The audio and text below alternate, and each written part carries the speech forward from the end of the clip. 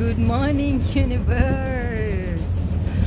Magandang morning sa inyong lahat mga kabansoders. Si Inday Bansot again. Ito na naman tayo, may haring araw na nagpapakitang tuli sa akin. Ito tayo, nasa rooftop ako ng aking pinagtatrabahohan bilang isang atsay dito sa Hong Kong. Ito yung gawi ko tuwing umaga. Ito, naglalaba,